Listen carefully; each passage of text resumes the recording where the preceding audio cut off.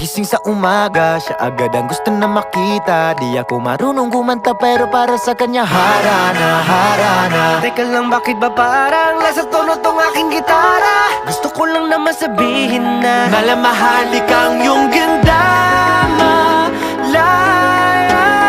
Di magwawakas, tila parirala. Oh Diyos ko, ano pa nga bang masasabi ko?